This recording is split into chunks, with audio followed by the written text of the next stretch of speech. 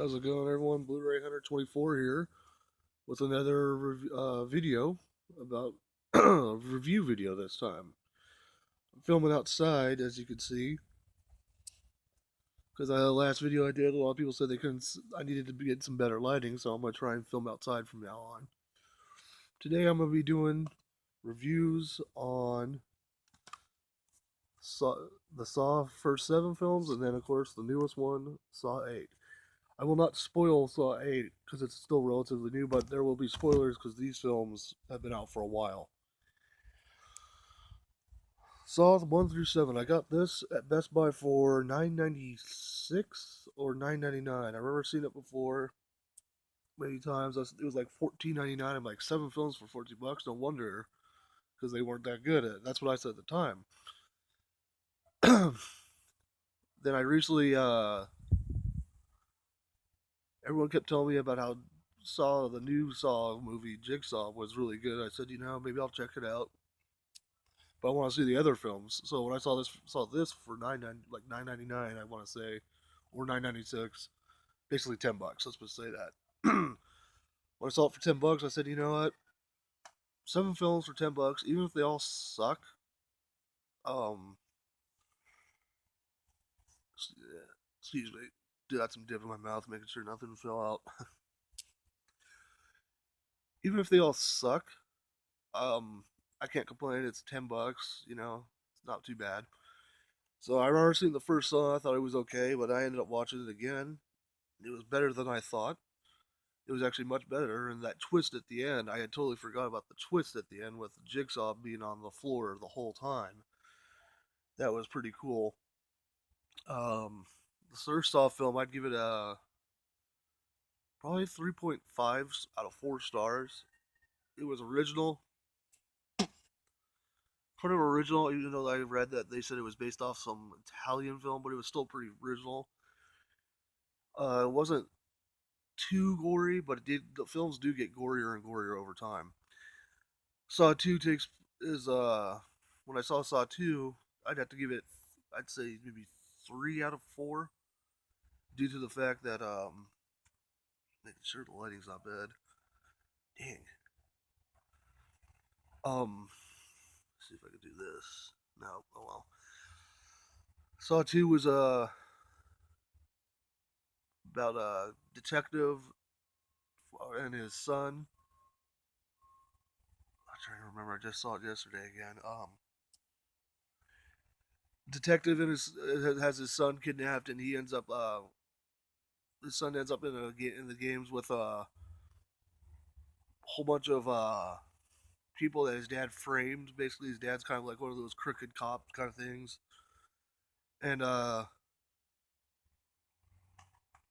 basically the same thing. They gotta go through all these traps and all that. In the end, it ends up revealing that Jigsaw. Throughout the film, it reveals that Jigsaw is actually sick with cancer, and well, he kind of revealed in the first film, but that ends up the person that ended up doing the games this time was Amanda Young from the first film. She ends up staying there for the first 3 films. She comes back part 3, ends up dying. When and I believe Jigsaw ends up dying too for part 3. Yeah, he does die in part 3. I would give 3 2.5 out of 4. The gore effects were just whoa. They're getting worse and worse every film. 4 was good. The twist with the detective,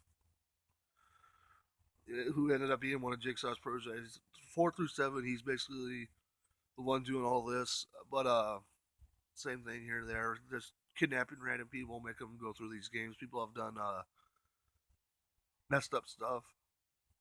I think part 6 has something to do with like the guy that runs an insurance company,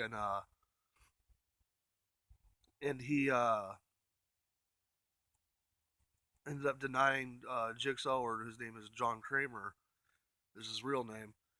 Ended up denying him his health insurance, and he ends up years down the line at one point saying, you're gonna have to go through the suffering like I did, and ends up going through the game, just the games, and to me, I thought that was interesting to do. I'm not really a fan of like what the stuff that he makes these people suffer. Personally, I'd rather them suffer through losing their jobs, having to struggle and everything. But you know, everyone's different. Um, Part seven to me, I would have to say, let me say four. I'd give 2.5 again. Five, I'd give 2.5 as well. Six, I'd give three again because it was starting to get back to its creativity, even though it didn't. It made the least amount of money of them all. Seven, I'd give 3.5 because the twist at the end is really good. They had one of the guy that from the first film, Dr. Gordon, return, and Dr. Gordon returns and it finds out that this one guy in this is making and wrote a book saying how I survived Jigsaw. And I'm watching the film. I'm trying to remember. I was like, where film was this guy in? I don't remember him being in any of these movies because usually I believe only one person survived the whole thing. And last I looked, the only guy that I could recall that survived throughout the whole films was the Detective Hoffman. I mean, I could be wrong. I have to go back and watch them. Well, I think five and six again. But um, the twist at the end, which really got me, which was as great as the original, the very first film. At the end of the first film, Dr. Gordon crawls out of the hallway, finds a really like hot pipe. After he cut his foot off, he I want to say cauterizes the wound by putting on a pipe. It makes him pass out. Jigsaw sees him, says, "You know, you survived my games. You really do truly want to live." Ends up taking him under as another protege secretly, and at the end, it's when they reveal it to him. He's the one that was actually setting up all the traps and all that. And basically ends at the end of the seventh film when he locks Hoffman in the room the same way that he was locked in, and but this time he takes the saw he has and says, you know, I don't think so. Throws it out. Um, throws it out. Shuts the light off. Goes to the door and says game over, and then Hoffman's left screaming and ends up, I believe, dying because they don't really talk about him in part eight as much. But part eight, this film gets a 3 out of 4. The traps are really creative. Like I said, I'm not going to spoil it as much because it's a newer film. I want everyone to at least see it. Um, Honestly, I will say that I had a feeling I knew who the killer was throughout the whole film. They want you to believe. I will spoil this that they want you to believe that Jigsaw is alive. Takes place 10 years after the events of I believe the first 7 films, and they want you to believe that Jigsaw is alive and all this. And I knew from the beginning. I was like, nope, it's a copycat again. It's just like the original 4 through 7. It's copycats.